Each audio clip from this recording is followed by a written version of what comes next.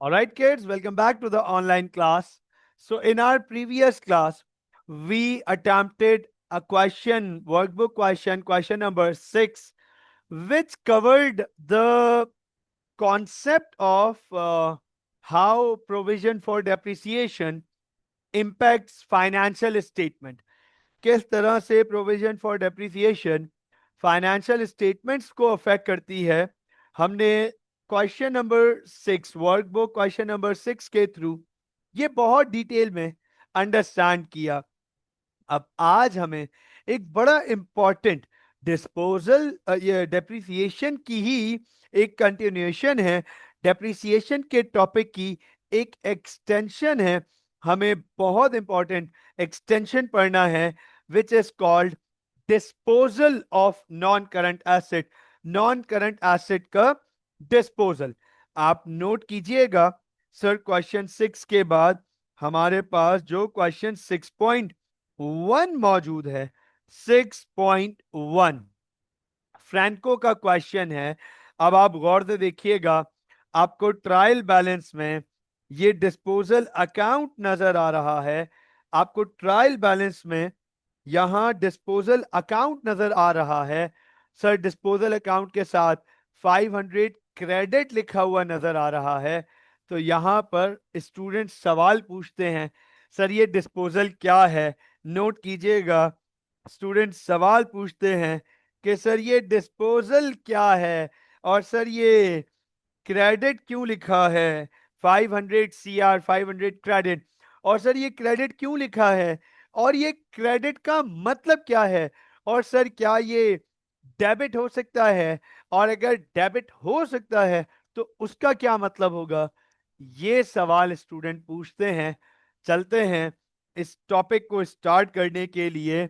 Note कीजिएगा, हम आज स्टार्ट करने जा रहे हैं disposal of non current asset. मैं आपसे सिंपल एक सवाल पूछना चाहूंगा। आमना, अरसलान, रैयान, शायान, बच्चों आपसे क्वेश्चन करना चाहूंगा, क्वेश्चन पूछना चाहूंगा। इस क्वेश्चन के जवाब से हम अपना टॉपिक स्टार्ट करेंगे। मुझे ये बताएं, हम नॉन करंट एसेट खरीदते हैं, वो रिसोर्सेज जो कि बिजनेस में यूज करेंगे, जिनकी लाइफ 1 साल से ज्यादा है, जिनकी लाइफ 1 साल से ज्यादा है, हम उन्हें यूज करेंगे। उन्हें नॉन करंट एसेट कहते हैं, उन्हें नॉन करंट एसेट कहते हैं। नॉन करंट एसेट जब हम यूज कर लेते हैं, व्हेन दे आर यूज, फिर हम क्या करते हैं? फिर हम क्या करेंगे उस नॉन करंट एसेट का? What to do with that non current asset, उस नॉन करंट एसेट का फिर क्या करना है? What to do with that non current asset, उस नॉन करंट एसेट का फिर क्या करना है? वो नॉन करंट एसेट जो हमने खरीदा था यूज करने के लिए, यूज कर लिया, अब बताओ क्या करेंगे? अब बताओ क्या करेंगे? तो सर जाहिर सी बात है, एक दफा जब हमने नॉन करंट एसेट यूज कर लिया, अब वो हमारे काम का नहीं है, अब वो हमारे काम का नहीं है।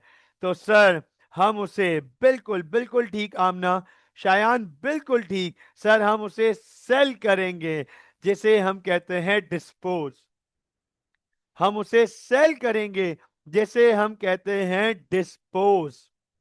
अंडरस्टैंड कीजिएगा, disposal, disposal of non current asset. Sir asset बेचने को, नॉन करंट एसेट बेचने को डिस्पोजल कहते हैं। ये लीजिए, आपके सामने थोड़ी सी थ्योरी लिखी हुई है, आइए पढ़ लेते हैं। चले पढ़ लेते हैं। Every non current asset need to be sold. Sir sold मतलब डिस्पोज्ड, सोल्ड मतलब डिस्पोज। हर नॉन करंट एसेट को बेचना पड़ता है। Every non current asset need to be sold. कोई 2 साल में बेचना पड़ जाएगा, कोई 5 साल में बेचना पड़ जाएगा, कोई 10 साल में बेचना पड़ जाएगा, किसी को 15 साल बाद बेचेंगे, 20 साल बाद बेचेंगे, 50 साल बाद बेचेंगे। लेकिन सर दुनिया का हर नॉन करंट एसेट बेचना पड़ता है आफ्टर इट्स यूजफुल लाइफ, और sometimes even before that, useful life के बाद, यूजफुल लाइफ के बाद, और कभी कभार तो उससे पहले, और कभी कभार तो इवन उससे पहले, कभी कभार तो आपको यूजफुल लाइफ से पहले ही बेचना पड़ जाता है। सर हमने हमने जनरेटर खरीदा एएस स्मार्ट के लिए, उसकी लाइफ थी तकरीबन 10 साल की, उस जनरेटर की लाइफ थी, लेट सपोज। लेकिन सर हमारा मार्ट ग्रो कर गया, हमने और 2 फ्लोर्स लगा दिए, अब वो जनरेटर हमारे काम का नहीं रहा, तो सर उसे लाइफ से पहले बेचना पड़ेगा। नॉन करंट एसेट बेचने को डिस्पोजल कहते हैं। It is very important for a business to calculate any profit loss made at the time of disposal. भैया ये बहुत इंपॉर्टेंट होता है किसी भी बिजनेस के लिए, ये आइडेंटिफाई करना कि डिस्पोजल पे कितना प्रॉफिट लॉस हुआ, क्या डिस्पोजल नॉन करंट एसेट बेचने पे फायदा हो रहा है या नुकसान हो रहा है, ये आइडेंटिफाई करना बिजनेस के लिए बहुत जरूरी है। This is very important. अब सवाल ये आ जाता है, सर नॉन करंट एसेट बेचने पे क्या फायदा नुकसान हो सकता है? हम बिल्कुल हो सकता है। सर ये कैसे हो सकता है? गौर से देखिएगा, नोट कीजिएगा, आपके सामने एक एग्जाम्पल लेकर आ रहा हूं। हाँ भाई, आमना, अरसलान, रियान, शायान, आप लोगों के सामने एक एग्जाम्पल लेकर आ रहा हूं कि सर नॉन करंट एसेट बेचने के टाइम, नॉन करंट एसेट बेचने के टाइम सर ये क्या फायदा नुकसान हो सकता है, कैसे हो सकता है? गौर से देखिएगा, मैं आपसे एक सवाल पूछने जा रहा हूं। मैं सिंपल आपसे एक सवाल पूछना चाह रहा हूं, मुझे ये बताएं, हमने एक मशीन खरीदी 500,000 की, हमने एक मशीन खरीदी 500,000 की, उसे यूज किया 5 साल, 5 साल उसे यूज किया, 5 लाख की मशीन खरीदी थी, 5 साल तक उसे यूज किया, और 5 साल बाद उसे 200,000, 2 लाख रुपए में बेच दिया। बताओ मशीन पे फायदा हुआ या नुकसान हुआ? बताएं, मशीन पे फायदा हुआ या नुकसान? तो गाइज, सबने आप सबने कहा कि we are facing loss on disposal, कि सर हम इस पे लॉस एक्सपीरियंस कर रहे हैं, वो भी 300,000 का। मेजॉरिटी आंसर यही आया। तो मैं आपको ये बता दूं कि सर हमें इस एसेट पर, हमें इस मशीन बेचने पर फायदा हो रहा है या नुकसान हो रहा है, हमें नहीं पता। सर हमें ये एसेट बेचने पर फायदा हो रहा है या नुकसान हो रहा है, आपको पता है? सर हमें अभी नहीं पता। पता है क्यों नहीं पता? क्योंकि सर अभी हमें इसकी डेप्रीसिएशन निकालनी पड़ेगी। नोट कीजिएगा, गौर से देखिएगा, हमें इसकी डेप्रीसिएशन नहीं पता, हमें इसकी डेप्रीसिएशन नहीं पता कि इसकी डेप्रीसिएशन कितनी है, हमें इसकी डेप्रीसिएशन नहीं पता कि 5 सालों में इस मशीन ने कितनी वैल्यू लूज की थी, कितनी डेप्रिसिएशन हम इन 5 सालों में एस्टिमेट कर चुके थे, हमें ये नहीं पता। अब यहां पर स्टूडेंट्स का सवाल आता है, स्टूडेंट्स का सवाल आता है कि सर अगर डेप्रिसिएशन पता चल जाए तो फिर क्या करेंगे, फिर कैसे पता चलेगा कि प्रॉफिट हुआ या लॉस हुआ? नोट करना, फोकस कीजिएगा। अगर हमें इसकी डेप्रिसिएशन पता चल जाए कि 5 सालों में हमने इसे कितना डेप्रिशिएट किया है, मशीन ने 5 साल में कितनी वैल्यू लूज की है, अगर हमें यह पता चल जाए, नोट कीजिएगा, तो sir net book value can be found. नोट कीजिएगा, net book value can be found by deducting by deducting accumulated depreciation from cost।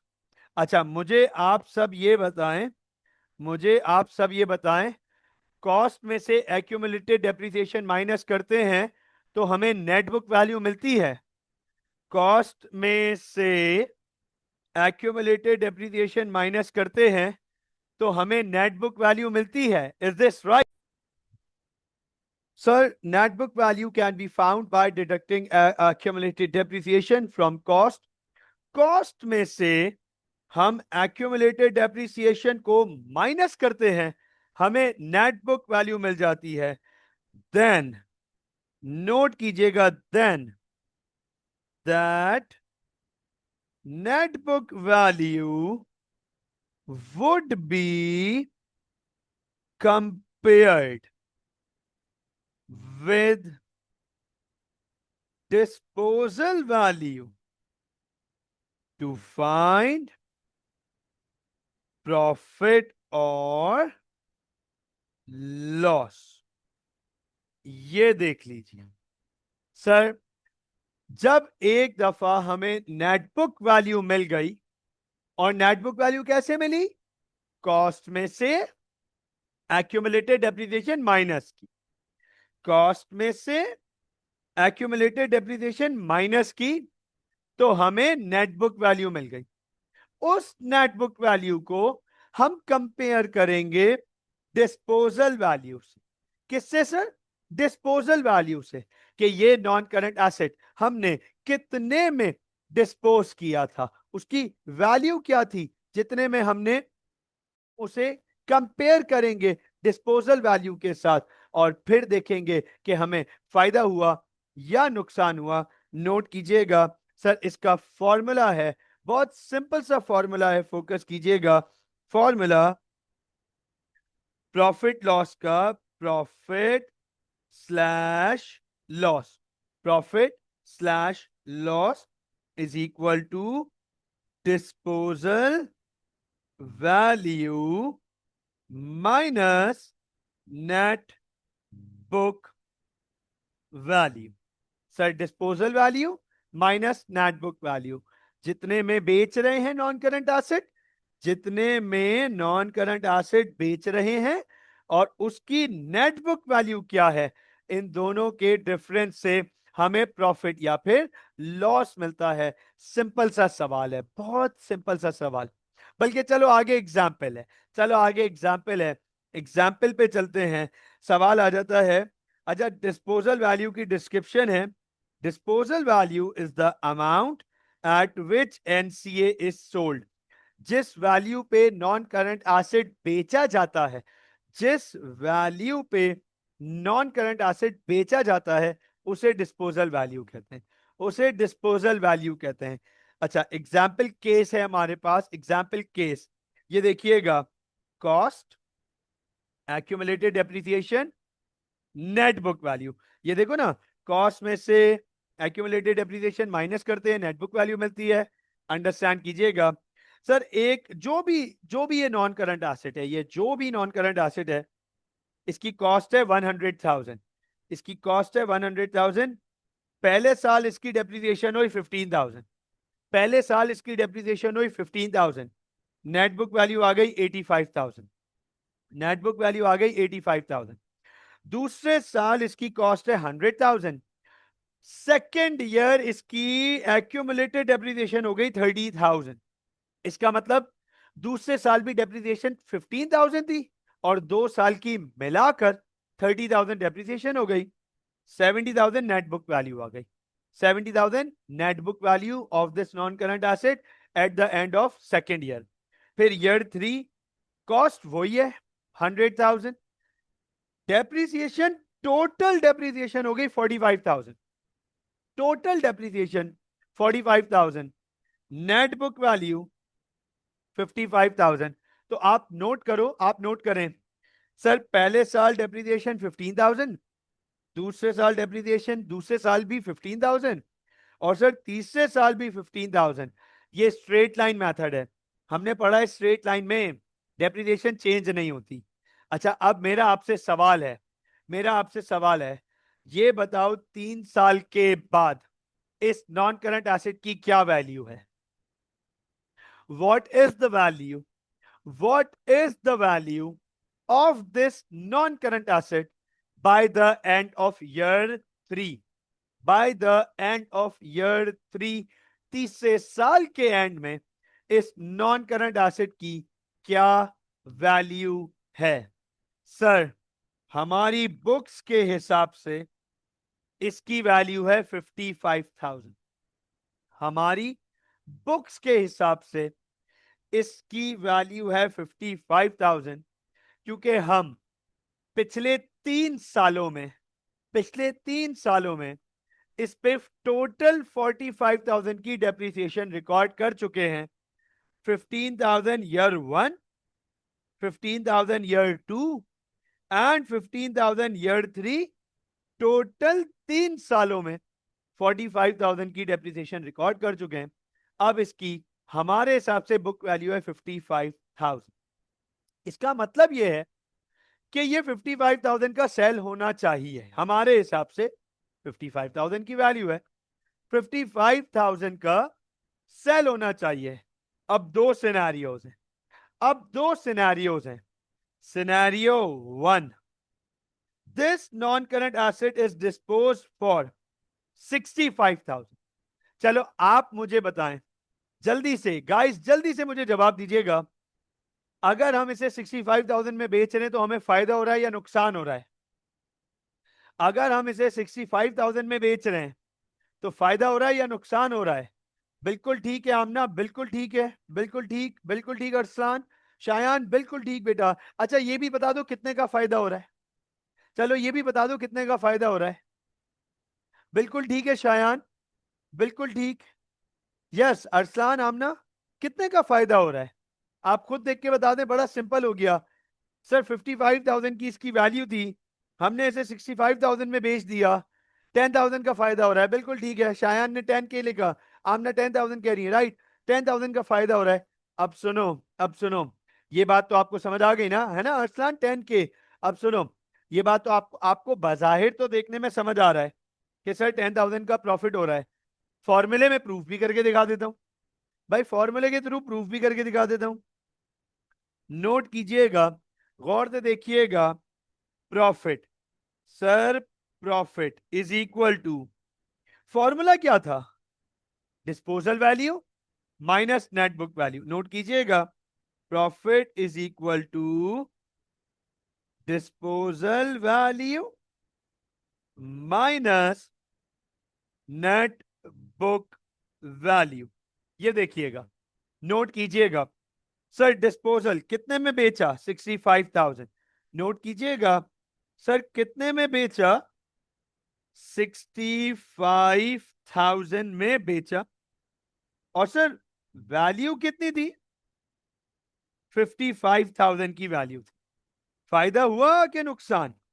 Sir फायदा हुआ 10,000 का। ये लीजिए सर, 10,000 का फायदा हुआ, 10,000 का फायदा हुआ। अब आप मुझे बताएं, क्या यहां तक बात समझ आई? क्या फॉर्मूला अप्लाई हो गया? क्या यहां तक बात समझ आई? Yes sir. अब सवाल ये आ जाता है कि सर डिस्पोजल पे प्रॉफिट हो रहा है, इसका हम करेंगे क्या? डिस्पोजल पे प्रॉफिट हो रहा है, इसका हम करेंगे क्या? तो आपके सामने एक स्टेटमेंट लिख रहा हूं, नोट कर लीजिएगा, फोकस कीजिएगा। Profit on disposal is shown as a credit balance in trial balance। हाँ भाई, सर अब ट्रायल बैलेंस में अगर डिस्पोजल अकाउंट आ रहा है, ट्रायल बैलेंस में अगर डिस्पोजल अकाउंट आ रहा है और अगर वो क्रेडिट लिखा है, तो सर इसका मतलब है कि ये हमारी इनकम है। ये क्या है? हमारी इनकम है। ट्रायल बैलेंस में अगर डिस्पोजल अकाउंट आ रहा है और वो क्रेडिट आ रहा है तो अंडरस्टैंड कीजिएगा it's a profit on disposal, it is a profit on disposal. अगर ये क्रेडिट आ रहा है तो ये प्रॉफिट ऑन डिस्पोजल है। और sir profit on disposal income होता है तो नोट कीजिएगा, आगे कंटिन्यू कर रहा हूं, and is added to income in income statement. Income statement में हम इसे इनकम लिखेंगे, इनकम स्टेटमेंट में हम इसे इनकम लिखेंगे। तो सर प्रॉफिट ऑन डिस्पोजल ये ट्रायल बैलेंस में as a credit balance show होता है और इनकम स्टेटमेंट में हम इसे इनकम लिखते हैं। सर सिनेरियो 2 देखिएगा, सिनेरियो 2 सेम एसेट है, सेम वर्किंग है, बस अब 35,000 का बेच रहे हैं। अब एसेट 35,000 का बेच रहे हैं तो आप मुझे एक बात बताएं, 55,000 की चीज 35,000 में बेच रहे हैं, फायदा हो रहा है या नुकसान हो रहा है? आप बताएं, 55,000 की चीज 35,000 में बेच रहे हैं, फायदा हो रहा है या नुकसान हो रहा है? फायदा हो रहा है या नुकसान हो रहा है? और कितने का? वेरी गुड आमना। शायान वेरी गुड, बिल्कुल ठीक है बेटा, बिल्कुल ठीक, बिल्कुल ठीक आमना। अरसलान 55,000 की चीज 35,000 में बेच रहे हैं, लॉस हो रहा है 20,000 का, लॉस हो रहा है 20,000 का। भाई साहब जरा ये हम यहां प्रूफ भी करके दिखा देते हैं, चलें प्रूफ भी करके दिखा देते हैं। नोट कीजिएगा sir, disposal value minus net book value, disposal value minus net book value. तो सर डिस्पोजल वैल्यू है 35,000, नेट बुक वैल्यू है 55,000, लॉस हो रहा है 20,000 का, लॉस हो रहा है 20,000 का। जरा अंडरस्टैंड कर लीजिएगा, फोकस कर लीजिएगा, गौर से देखिएगा। Loss on disposal, loss on disposal is shown as a debit balance in trial balance and is recorded in expense in income statement। तो गौर से देखिएगा, अंडरस्टैंड कीजिएगा। सर अगर डिस्पोजल पे लॉस आ रहा हो, अगर डिस्पोजल पे लॉस आ रहा हो, हम उसे ट्रायल बैलेंस में as a debit balance show करेंगे और उसे एक्सपेंस में लिखेंगे। तो सर अगर ये डिस्पोजल अकाउंट यहां क्रेडिट के बजाय डेबिट लिखा होता तो ये प्रॉफिट के बजाय लॉस ऑन डिस्पोजल होता और इनकम के बजाय एक्सपेंस होता, इनकम के बजाय एक्सपेंस होता। तो अंडरस्टैंड कीजिएगा, फोकस कीजिएगा, ट्रायल बैलेंस देखकर आपको आइडेंटिफाई करना होता है कि क्या ये प्रॉफिट ऑन डिस्पोजल है या लॉस ऑन डिस्पोजल। आप ट्रायल बैलेंस देखकर आइडेंटिफाई करोगे कि is it a profit on disposal और लॉस ऑन डिस्पोजल। मुझे बताओ, क्या प्रॉफिट और लॉस ऑन डिस्पोजल समझ आ गया?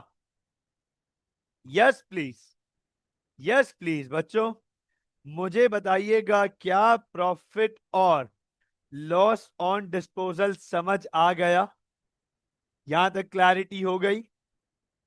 यहां तक बात समझ आ गई?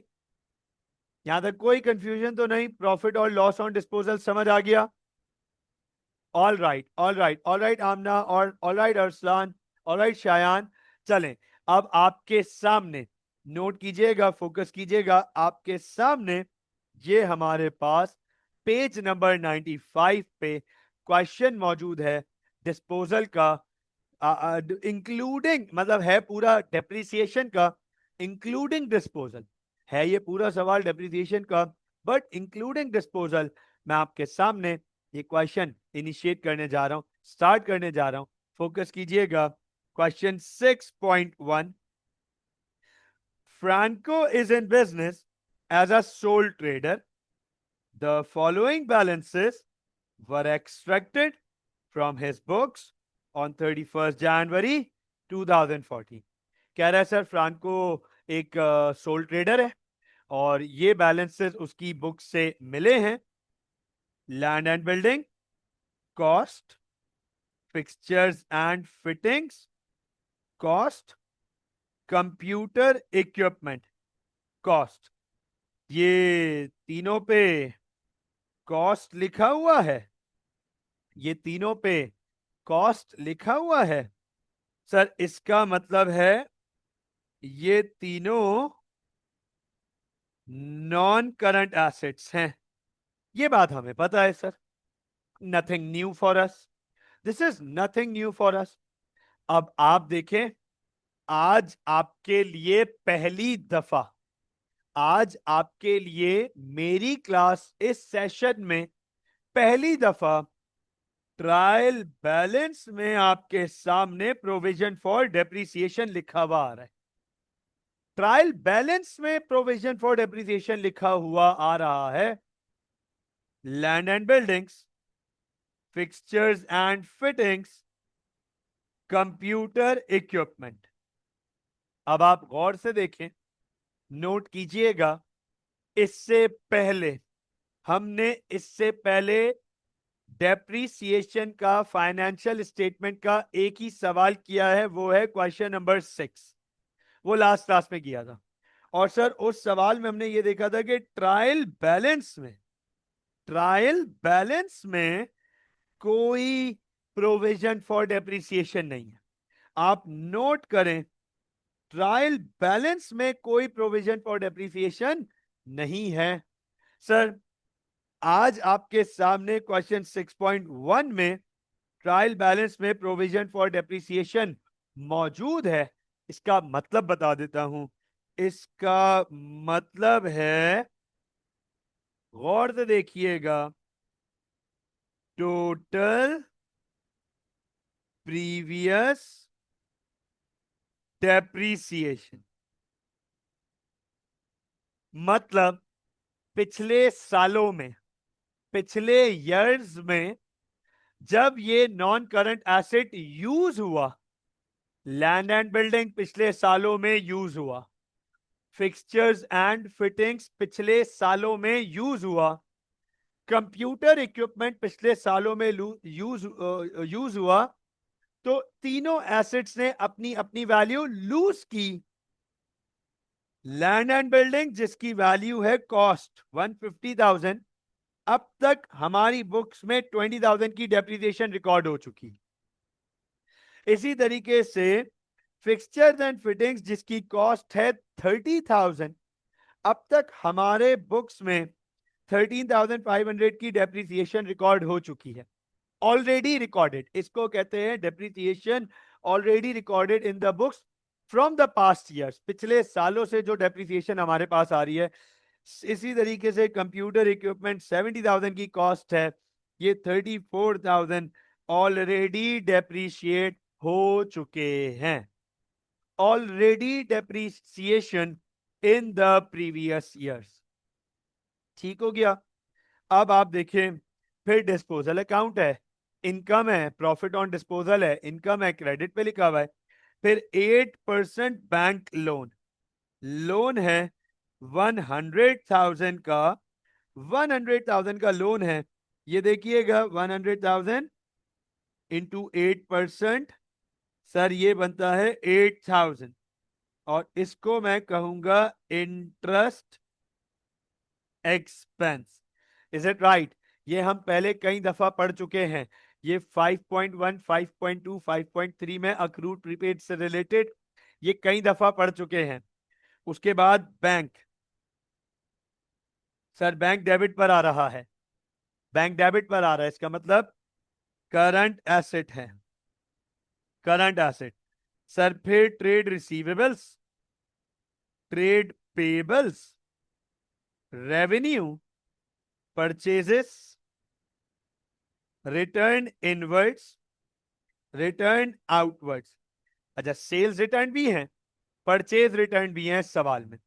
फिर opening inventory, opening inventory, distribution expenses, insurance, light and heat, wages and salaries, marketing expenses, general expenses. Note कीजिएगा, ये सब एक्सपेंस हैं, डिस्ट्रीब्यूशन से लेकर जनरल तक ये सब एक्सपेंस हैं। कमीशन रिसीव्ड, सर कमीशन मिल रहा है, इनकम। उसके बाद ड्राइंग्स और फिर कैपिटल। तो सर ऑलरेडी रिकॉर्डेड ड्राइंग्स और ओपनिंग कैपिटल। अच्छा, आप मुझे ये बताएं, हाँ जी गाइस, आमना, अरसलान, शायान, मुझे ये बताएं, क्या प्रोविजन फॉर डेप्रिसिएशन और डिस्पोजल के अलावा सारी चीजें ट्रायल बैलेंस में हम पहले पढ़ चुके हैं? क्या प्रोविजन फॉर डेप्रिसिएशन और डिस्पोजल के अलावा बाकी ये सारी चीजें, क्या हम ट्रायल बैलेंस में पहले ये सारी चीजें पढ़ चुके हैं? नॉन करंट एसेट्स हम पढ़ चुके हैं, bank loan, bank receivable, payable, purchases, returns, sales, सब चीजें हम पढ़ चुके हैं।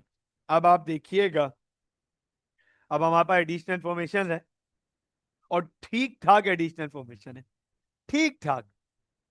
सबसे पहले क्लोजिंग इन्वेंट्री है, सबसे पहले क्लोजिंग इन्वेंट्री है, राइट। उसके बाद wages and salaries includes 15,000 drawings by Franco.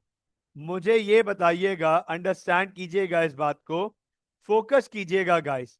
अच्छा, मुझे ये बताओ, ये बताइएगा कि जब ओनर बिजनेस से पैसे निकालता है उसे क्या कहते हैं? जब ओनर बिजनेस से पैसे निकालता है, हाँ जी, आमना, अरसलान, शायान, जब ओनर बिजनेस से पैसे निकालता है उसे हम क्या कहते हैं? Very good Shayan, very good. Sir drawings कहते हैं, राइट, ड्राइंग्स कहते हैं, राइट, ड्राइंग्स कहते हैं। अब आप नोट कीजिएगा, नोट कीजिएगा, कह रहा है $15,000 फ्रांको ने ड्राइंग्स की है, $15,000 फ्रांको ने ड्राइंग्स की हैं। इसका मतलब है पैसे निकाले हैं, कैश कम होना चाहिए। कैश बोलो, बैंक बोलो, मेरे ख्याल से कैश तो है नहीं सवाल में, बैंक, तो बैंक कम होना चाहिए और ड्राइंग्स होनी चाहिए, ड्राइंग्स में ऐड होना चाहिए। डबल एंट्री होनी चाहिए थी, drawings debit 15,000, bank credit 15,000।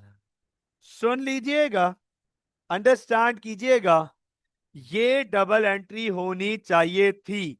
$1,500 drawings bye Franco. आमना, क्या यही डबल एंट्री होनी चाहिए थी? अरसलान, क्या यही डबल एंट्री होनी चाहिए थी? शायान, क्या यही डबल एंट्री होनी चाहिए थी? Drawings debit, bank credit. Drawings बढ़ रही हैं, बैंक की वैल्यू कम हो रही है, बैंक क्रेडिट। अब फ्रांको के अकाउंटेंट ने या फ्रांको के बुककीपर ने उसे गलती से ड्राइंग्स की जगह वेजेस एंड सैलरी में लिख दिया, ड्राइंग्स की जगह वेजेस एंड सैलरीज को डेबिट कर दिया 15,000। अच्छा, नोट करना, गलती से उसने वेजेस एंड सैलरीज को डेबिट कर दिया 15,000, बैंक को सही क्रेडिट किया हुआ है, बैंक सही रिकॉर्ड हुआ हुआ है, बैंक। आप मुझे बताओ एरर कहां आया?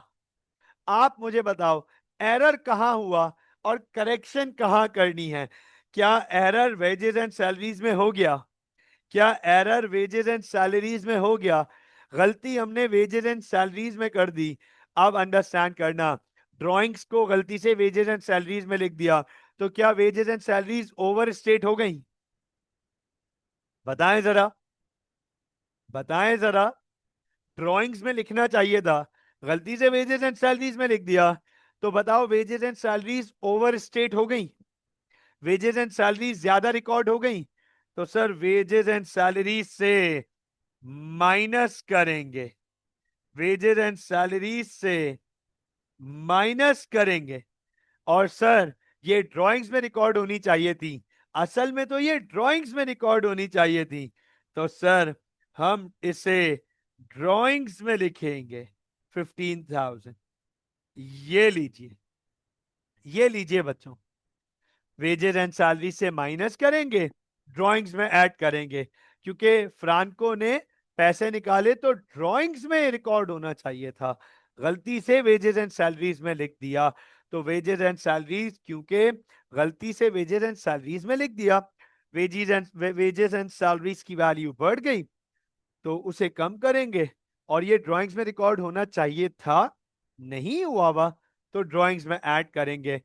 Give me a thumbs up अगर आप लोगों को ये बात समझ आ गई। Yes please, yes please, give me a thumbs up अगर ये क्लियर है। All right Arsalan, all right Amna, all right Shayan. चलें आगे चलते हैं। Sir marketing expense 6750 were prepaid. अब कह रहे हैं मार्केटिंग एक्सपेंस जो है ना, ये 6750 का प्रीपेड है, मतलब मार्केटिंग एक्सपेंस ज्यादा पे कर दिया है, मार्केटिंग ज्यादा पे कर दिया है। मार्केटिंग और अभी है 31,000, पे हुआ है 31,000, इसमें 6750 ज्यादा पे हो गया, माइनस करेंगे। आप सबको पता है ये प्रीपेड है, और सर प्रीपेड अदर रिसीवेबल्स में जाएगा, प्रीपेड एक्सपेंस अदर रिसीवेबल में जाएगा। पैसे हम दे चुके हैं, पैसे हम दे चुके हैं, सर्विस मिलना बाकी है, सर्विस मिलना बाकी है, सर्विस रिसीव करना बाकी है, अदर रिसीवेबल। आगे एग्जामिनर कह रहा है no interest had been paid on the bank loan. वो तो वैसे ही नजर आ रहा है, वो तो वैसे ही नजर आ रहा था। आप गौर से तो देखो, 100,000 का लोन, 100,000 का लोन, 8% इंटरेस्ट, 8% इंटरेस्ट, तो सर ये बनता है 8,000, 8,000। अब आप मुझे एक बात बताओ, क्या फ्रांको को 8,000 इंटरेस्ट देना है हर साल? Franco has to pay 8,000 interest to the bank every year as a loan। लेकिन आप ये तो देखो, ट्रायल बैलेंस में कहीं इंटरेस्ट लिखा ही नहीं है। आप देखो तो जरा, ट्रायल बैलेंस में कहीं इंटरेस्ट लिखा ही नहीं है। सर इंटरेस्ट नहीं है, इसका मतलब उसने इंटरेस्ट पे ही नहीं किया। बच्चों मैं यहां पर आपके सामने इसको लिख रहा हूं कि ये अक्रूड है, और सर अक्रूड का मतलब अदर पेबल, अभी इंटरेस्ट पे करना बाकी है, इंटरेस्ट पे करना बाकी है। I hope that this is very clear, आपको बिल्कुल आसानी से बात समझ आई होगी। ट्रायल बैलेंस में इंटरेस्ट लिखा ही नहीं है, दैट मींस इंटरेस्ट पे ही नहीं किया, जीरो, जीरो इंटरेस्ट, उसने पे ही नहीं किया। और जबकि सर्विस वो $8,000 की ले रहा है, तो इसका मतलब पूरा साल $8,000 उसका इंटरेस्ट एक्सपेंस है। तो सर ये हमारे पास इंटरेस्ट की वर्किंग हो गई। आगे एग्जामिनर कह रहा है computer equipment costing $8,000 was purchased by check on 25th January 2014। No entries had been made in the books। कह रहे कंप्यूटर इक्विपमेंट खरीदा $8,000 का, $8,000 का कंप्यूटर इक्विपमेंट खरीदा, ये देखो जरा, और खरीदा भी चेक से 25 जनवरी को, लेकिन बुक्स में रिकॉर्डिंग नहीं हुई, no entries in the books, books में रिकॉर्डिंग नहीं हुई। मुझे जल्दी से जवाब दीजिएगा। Amna, Arsalan, Shayan, computer equipment business में आ रहा है या बिजनेस से जा रहा है? कंप्यूटर इक्विपमेंट बिजनेस में आ रहा है या बिजनेस से जा रहा है? कंप्यूटर इक्विपमेंट की वैल्यू बढ़ रही है या कंप्यूटर इक्विपमेंट की वैल्यू कम हो रही है? सर कंप्यूटर इक्विपमेंट खरीदा है, कंप्यूटर इक्विपमेंट खरीदा है, तो कंप्यूटर इक्विपमेंट आ रहा है, कंप्यूटर इक्विपमेंट आ रहा है, कंप्यूटर इक्विपमेंट में ऐड करेंगे, कंप्यूटर इक्विपमेंट में ऐड करेंगे 18,000, कंप्यूटर इक्विपमेंट में ऐड करेंगे, सॉरी 8,000, 8,000 कंप्यूटर इक्विपमेंट में ऐड करेंगे 8,000। ठीक हो गया। और ये पेमेंट कहां से हो रही है? सर पेमेंट बैंक से हो रही है, माइनस करेंगे 8,000। पेमेंट बैंक से हो रही है, पैसे बैंक से जा रहे हैं, माइनस कर देंगे। अब आखिरी एडजस्टमेंट से हमारी, आखिरी वर्किंग से हमारी डेप्रिसिएशन की। Depreciation policy is as follows. कह रहा है buildings are depreciated at the rate of 2% per annum using the straight line method। Note कीजिएगा, कह रहा है बिल्डिंग्स को डेप्रिशिएट करना है 2% per annum, straight line method. Sir ये बात हम पहले भी पढ़ चुके हैं, आज फिर आपके सामने बता देता हूं कि भैया स्ट्रेट लाइन मेथड का मतलब है कॉस्ट वैल्यू। इसका मतलब बिल्डिंग की कॉस्ट पर डेप्रिसिएशन अप्लाई करेंगे। तो land and buildings consist of land 50,000 and building 100,000। No depreciation is charged on the land. चलो आमना, अरसलान, शायान, जरा यहां गौर से देख के बताओ मुझे, जरा यहां देख के बताओ लैंड एंड बिल्डिंग कितना लिखा हुआ है हमारे पास? सर लैंड एंड बिल्डिंग मिलाकर, लैंड और बिल्डिंग मिलाकर 150,000 लिखा हुआ है, 150,000। नोट कीजिएगा, फॉलो कीजिएगा, यहां पर आपके सामने, मैं यहां पर आपके सामने प्रोविजन फॉर डेप्रिसिएशन की वर्किंग कर रहा हूं। Provision for depreciation, sir land and building में लैंड पर कोई डेप्रिसिएशन चार्ज नहीं होगी, कोई डेप्रिसिएशन चार्ज नहीं होगी, सिर्फ बिल्डिंग पे डेप्रिसिएशन लगेगी, सिर्फ बिल्डिंग पे। बिल्डिंग की कॉस्ट है 100,000, इस पे 2% लगाएंगे, 2,000 डेप्रिसिएशन। ये देख लें, ये देख लीजिए सर। तो बिल्डिंग पे 2% डेप्रिसिएशन लगाएंगे, नोट कीजिएगा 100,000 कॉस्ट पे, तो सर 2,000 डेप्रिसिएशन आ गई। बिल्कुल ठीक अरसलान, शायान बिल्कुल ठीक बेटा, 2,000 की डेप्रिसिएशन। अच्छा अब fixtures and fittings at the rate of 15% per annum using the straight line method. कह रहे sir fixture and fittings 15% straight line. एक दफा फिर से, एक दफा फिर से भैया स्ट्रेट लाइन का मतलब है सर कॉस्ट वैल्यू पे डेप्रिसिएशन चार्ज होगी। ये देख लो, स्ट्रेट लाइन का मतलब है सर कॉस्ट वैल्यू पे डेप्रिसिएशन चार्ज होगी।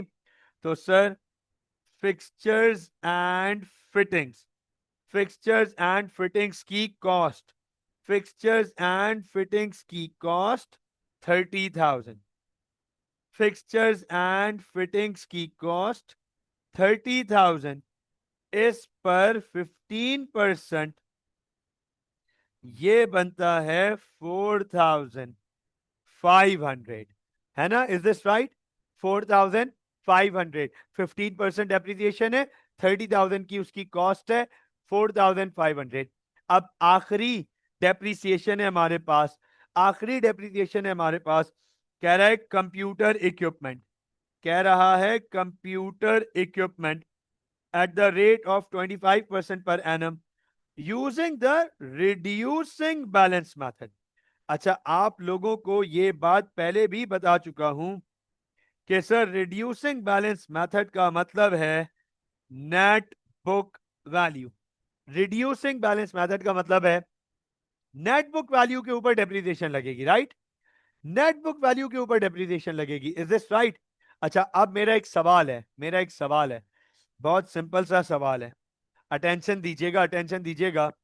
आमना, अरसलान, शायान, जल्दी जल्दी जवाब देंगे इसका, काफी इंटरेस्टिंग पार्ट है। ये बताओ, क्या फ्रांको के पास पहले से कुछ कंप्यूटर आ रहे हैं? क्या फ्रांको के पास पहले से कुछ कंप्यूटर मौजूद हैं 70,000 के? क्या फ्रांको के पास पहले से कुछ कंप्यूटर मौजूद है 70,000 के? और फ्रांको ने इनके ऊपर डेप्रिसिएशन भी रिकॉर्ड की हुई है 34,000 की। फ्रांको ने इनके ऊपर 34,000 की डेप्रिसिएशन भी रिकॉर्ड कर रखी है। आमना बेटे, where are you? Is this right? Is this right? पहले से उसके पास 70,000 के कंप्यूटर्स मौजूद हैं, उस पे 34,000 की डेप्रिसिएशन फ्रांको ने पहले से रिकॉर्ड की हुई है। क्या फ्रांको ने 6 दिन पहले एक नया कंप्यूटर खरीदा है? क्या फ्रांको ने 6 दिन पहले, सर 6 दिन पहले आपको कैसे पता चला? भाई 31 जनवरी को उसका अकाउंटिंग ईयर एंड हो रहा है, 25 जनवरी को उसने कंप्यूटर खरीदा है। क्या फ्रांको ने 6 दिन पहले एक नया कंप्यूटर और खरीदा? एक नया कंप्यूटर और खरीदा? अच्छा, मैं आपसे एक सवाल पूछ रहा हूं, मैं आपसे एक सवाल पूछ रहा हूं, अंडरस्टैंड कीजिएगा। क्या इस नए कंप्यूटर पे डेप्रिसिएशन लगेगी? क्या इस नए कंप्यूटर पे डेप्रिसिएशन लगेगी? 6 दिन पहले खरीदा है, 6 दिन पहले खरीदा है। क्या इस नए कंप्यूटर पे डेप्रिसिएशन लगेगी? क्या इस नए कंप्यूटर पे डेप्रिसिएशन लगेगी? शायान, शायान सुन लीजिएगा, शायान सुन लीजिएगा। यस सर, यस सर, बिल्कुल लगेगी, पूरे साल की लगेगी। जब हमें एग्जामिनर ने प्रिसाइजली प्रिसाइजली कुछ नहीं बताया हुआ, तो हम हर नॉन करंट एसेट को डेप्रिशिएट करेंगे, चाहे वो 6 घंटे पहले क्यों ना खरीदा हो, 6 घंटे पहले क्यों ना खरीदा हो।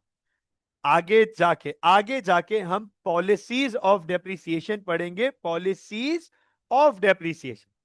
अभी नहीं पढ़ा हमने, आगे जाके पढ़ेंगे डिटेल में। बहरहाल, बहरहाल कंप्यूटर पे डेप्रिसिएशन लगाएंगे, नोट कीजिएगा, कंप्यूटर पे डेप्रिसिएशन 78,000 की कॉस्ट हो गई अब कंप्यूटर की, 78,000। 70,000 पहले से हैं कंप्यूटर हमारे पास, और 8,000 का कंप्यूटर अभी हमने फ्रांको ने 6 दिन पहले खरीदा, और इस पे पहले से 34,000 की डेप्रिसिएशन रिकॉर्ड्स हो चुकी हैं। मतलब सर 44,000 की नेटबुक वैल्यू, 44,000 की नेटबुक वैल्यू पे 25%, तो सर 11,000 की डेप्रिसिएशन आ गई।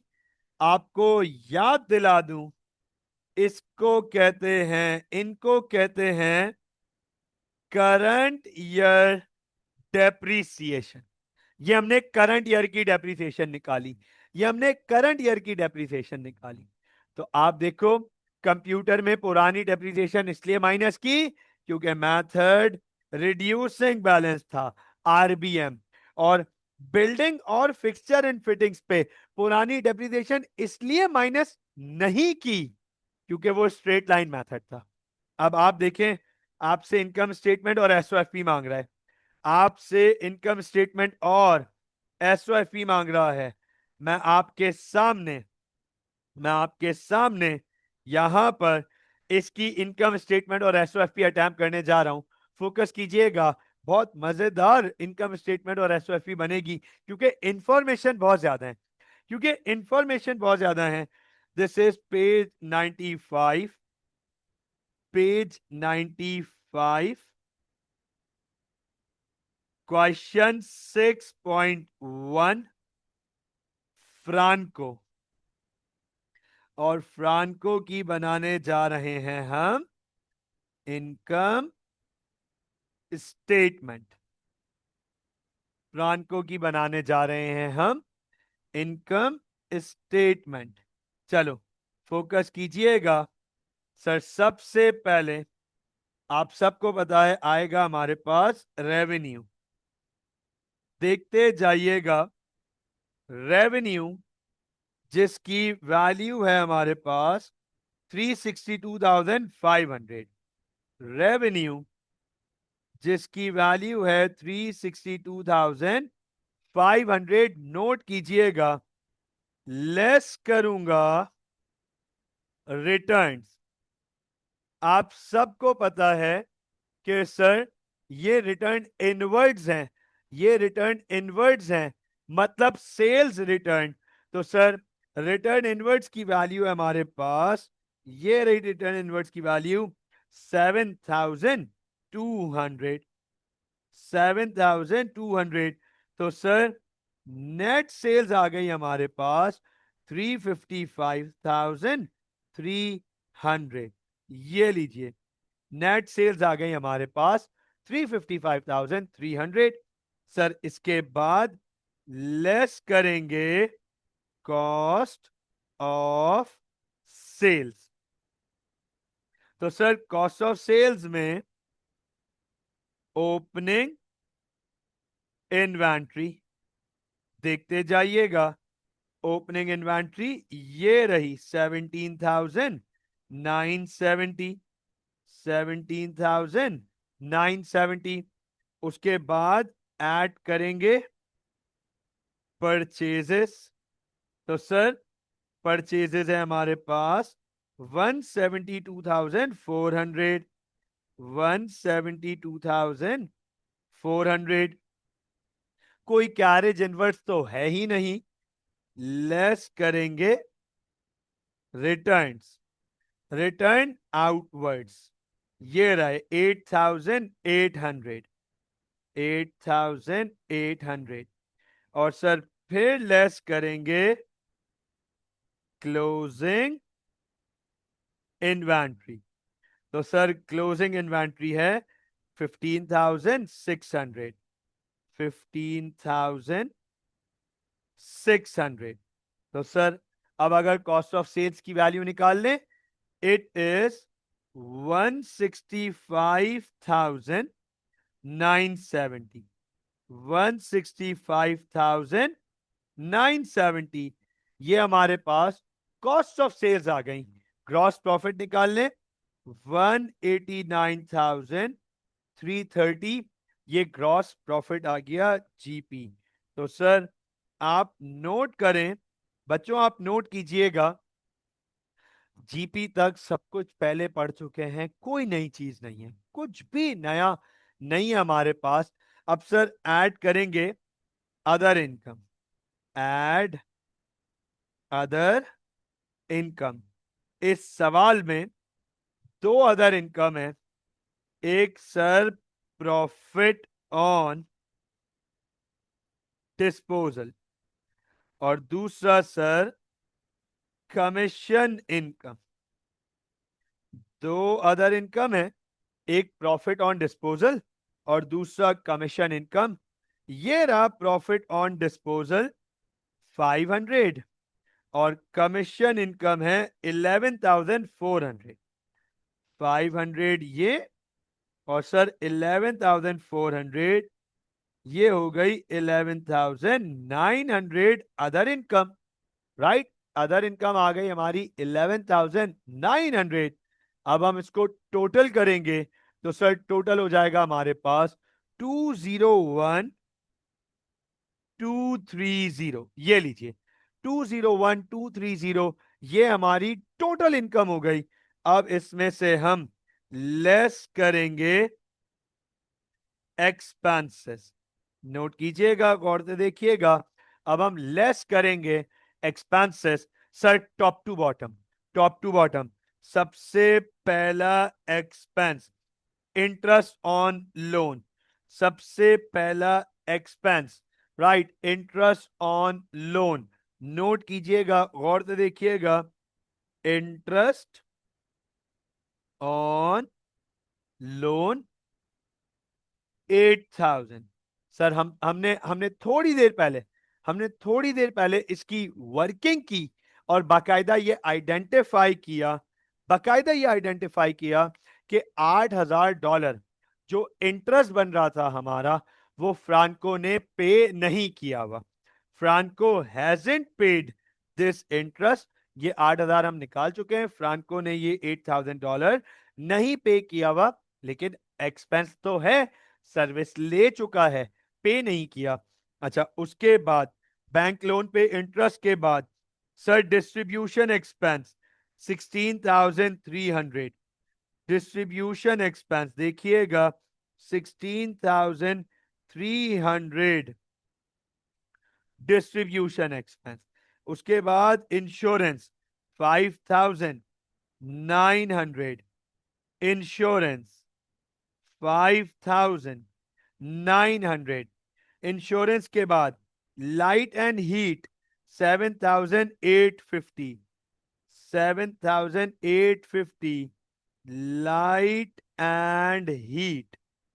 लाइट एंड हीट के बाद वेजेस एंड सैलरीज एडजस्टमेंट है, गौर से देखिएगा, वेजेस एंड सैलरीज एडजस्टमेंट है, 69,500 पे कर चुके हैं, जिसमें 15,000 गलत रिकॉर्ड हुआ हुआ है। 54,500 ये बनती हैं एक्चुअल वेजेस एंड सैलरीज। उसके बाद मार्केटिंग एक्सपेंस प्रीपेड है, एडजस्टमेंट है, मार्केटिंग एक्सपेंस में प्रीपेड है, एडजस्टमेंट है, मार्केटिंग 31,000 पे कर चुके हैं और 6,750 प्रीपेड है, 24,250। 24,250 मार्केटिंग की कॉस्ट आ गई हमारे पास, मार्केटिंग का एक्सपेंस आ गया। सर मार्केटिंग के बाद है जनरल एक्सपेंस 9,200। 9,200 general expense. अच्छा, अब आप मुझे ये देख के बताएं, क्या ट्रायल बैलेंस के एक्सपेंसेस सारे हो गए? क्या ट्रायल बैलेंस के सारे एक्सपेंसेस हो गए? यस सर, ट्रायल बैलेंस के सारे एक्सपेंस हो गए।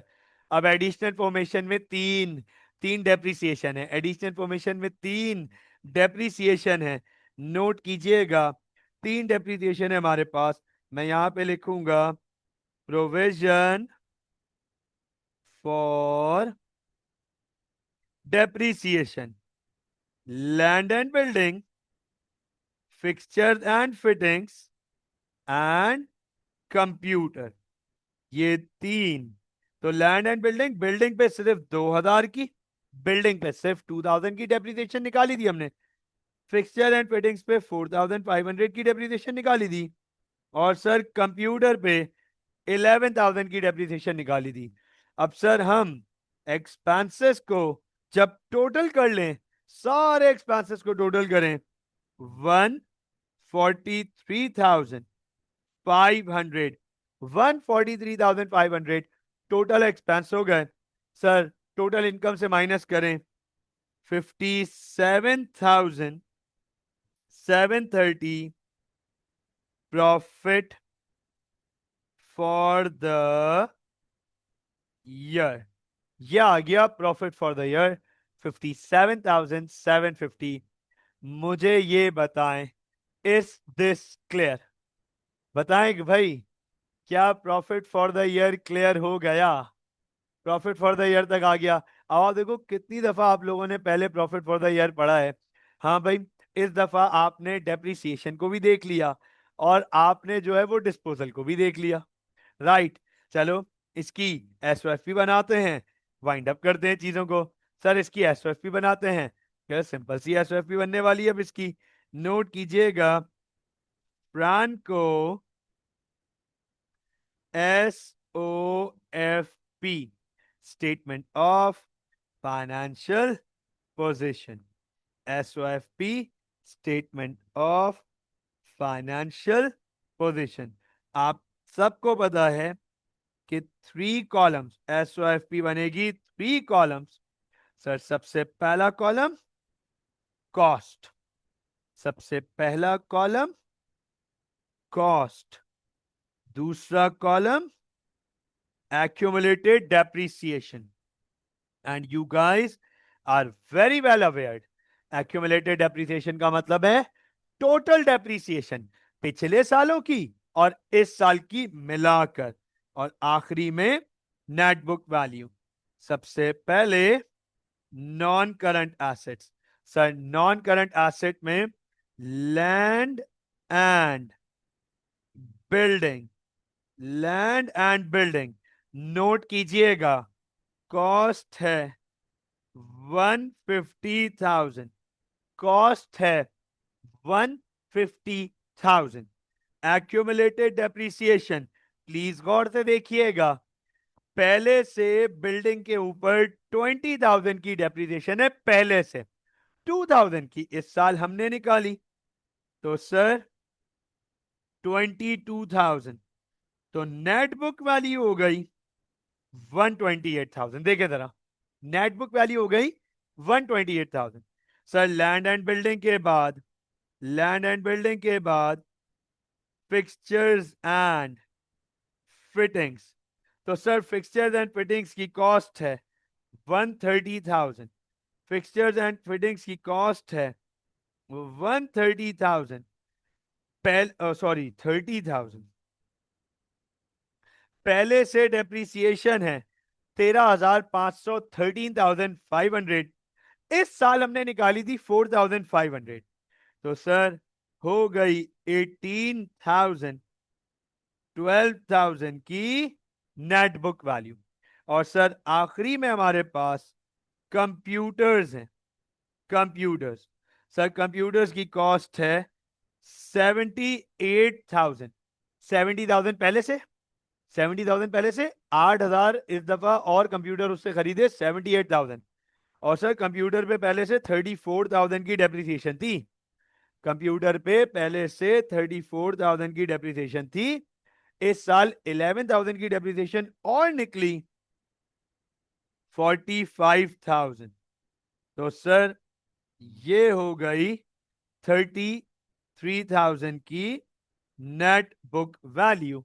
अब अगर हम तीनों को टोटल कर लें तो सर 128 और 12 140, and that makes 173,000 of total non current assets. Total non current assets आ गए हमारे पास 173,000 के। देन करंट एसेट्स, तो सर करंट एसेट्स में bank, trade receivable, other receivable and inventory. Bank हमारे पास एडजस्टमेंट है, बैंक में एडजस्टमेंट है 17,430 माइनस 8,000, 17,430 कंप्यूटर की पेमेंट हुई थी, माइनस नहीं की थी, अब एडजस्ट कर रहे हैं 9,430, तो सर 9,430। उसके बाद ट्रेड रिसीवेबल, नोट कीजिएगा ट्रेड रिसीवेबल्स, ये रहे ट्रेड रिसीवेबल्स 45,000, ट्रेड रिसीवेबल्स 45,000। एक अदर रिसीवेबल है, बस एक अदर रिसीवेबल है, वो प्रीपेड, मार्केटिंग का प्रीपेड है ना 6750, एक ही प्रीपेड है। और सर फिर क्लोजिंग इन्वेंट्री आएगी हमारे पास, ये रही क्लोजिंग इन्वेंट्री 15,600, 15,600। तो सर अब अगर हम टोटल करें करंट एसेट्स को, करंट एसेट्स का टोटल हो गया 76,780, 76,780 टोटल हो गया। और सर अगर टोटल नॉन करंट एसेट्स और टोटल करंट एसेट्स करें, दैट इज 249,780 टोटल एसेट्स। तो सर ये टोटल एसेट्स आ गए। इसके बाद equity and liabilities. Sir equity and liabilities, सबसे पहले काम करेंगे इक्विटी पर। नोट कीजिएगा ओपनिंग कैपिटल। सर इक्विटी में सबसे पहले ओपनिंग कैपिटल, ये रहा ओपनिंग कैपिटल 81,400। 81,400 ठीक हो गया। उसके बाद ऐड करेंगे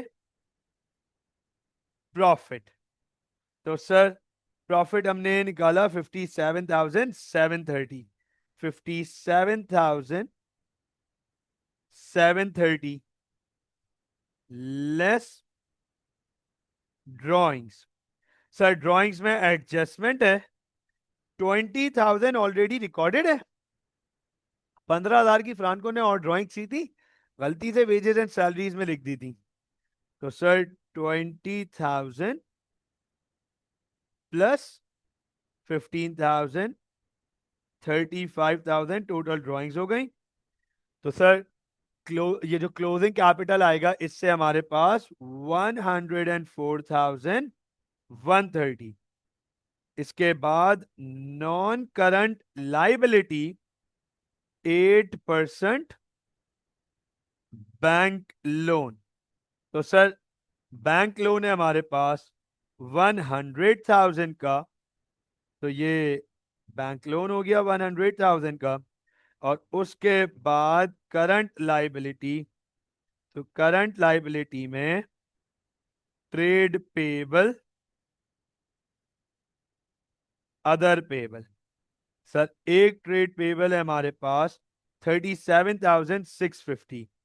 37,650।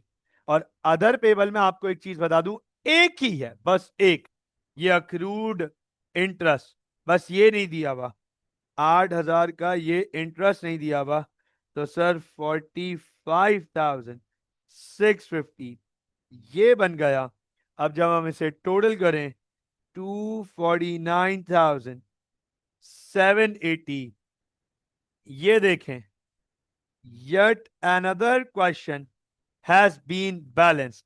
अब आप देखें, आपके सामने एक दफा एक और सवाल बैलेंस कर दिया सोल ट्रेडर के फाइनेंशियल स्टेटमेंट्स का, this time including depreciation and disposal as well.